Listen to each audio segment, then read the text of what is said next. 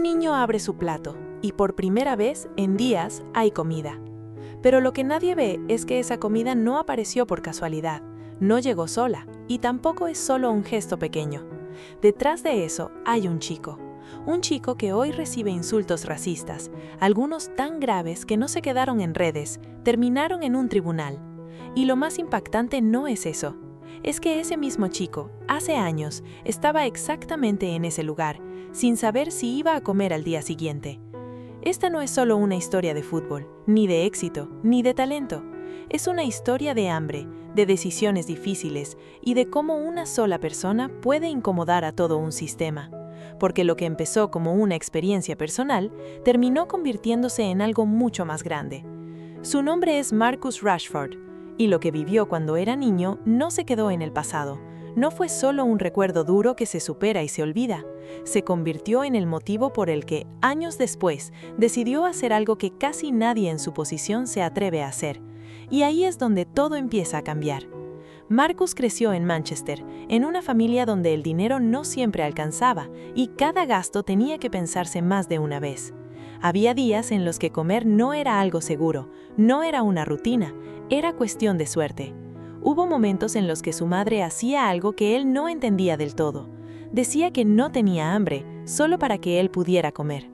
A veces la única comida real del día era la que recibía en el colegio, un plato sencillo que para otros era normal, pero para él lo era todo. No era una historia de fútbol todavía, no había fama ni contratos, solo había una preocupación constante que volvía cada día. ¿Qué iba a pasar mañana? Y esa sensación, ese miedo silencioso, no desapareció cuando su vida empezó a cambiar. El fútbol le abrió una puerta real, una salida que no todos tienen, y con el tiempo su talento lo llevó a uno de los clubes más grandes de Inglaterra.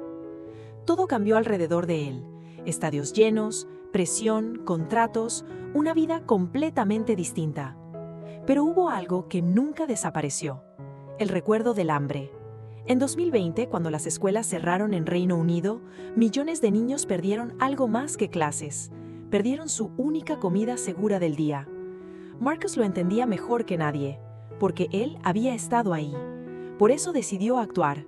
Se unió a organizaciones como Fair Share y participó en una campaña que ayudó a distribuir millones de comidas a familias vulnerables en todo el país. Se movilizaron millones de libras, miles de voluntarios, una red entera funcionando para algo muy simple, que los niños pudieran comer. Pero para él no era suficiente. No quería solo ayudar, quería cambiar algo más grande. Escribió una carta abierta al gobierno británico pidiendo que extendieran el programa de comidas escolares gratuitas durante el verano. Al principio no pasó nada, nadie respondió, pero siguió insistiendo.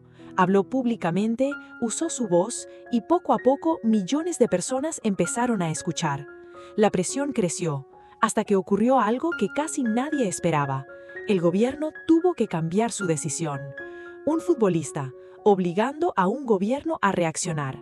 Y mientras eso pasaba, mientras millones de niños empezaban a recibir comida otra vez, algo más empezaba a crecer en paralelo.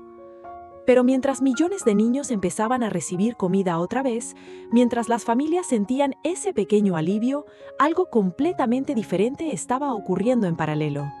No eran críticas normales, no era gente opinando, eran insultos, mensajes racistas, repetidos miles de veces en pocas horas, comentarios que no hablaban de lo que hacía, sino de quién era.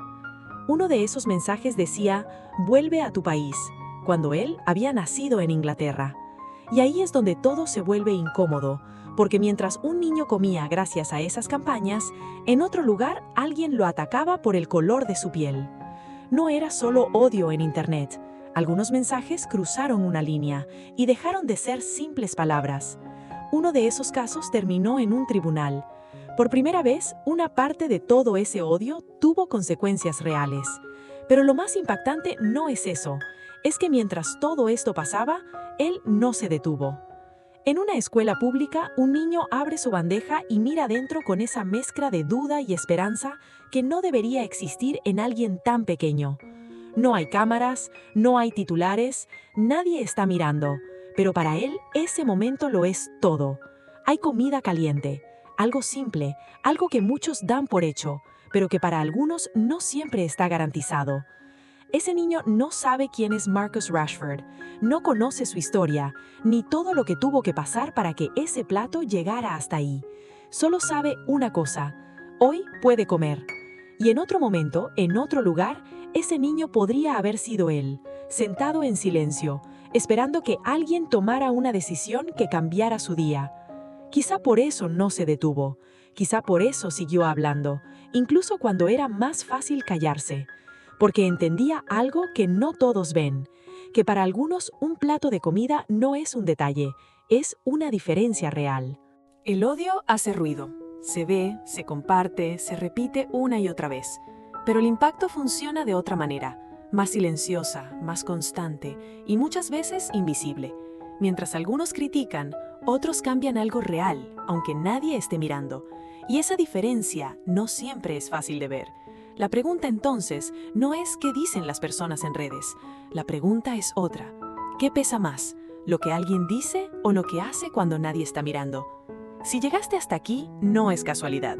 Ahora ya viste algo que muchos pasan por alto cuando solo miran la superficie. Y hay muchas historias más, historias que no se cuentan así, historias que cambian completamente cómo ves a alguien.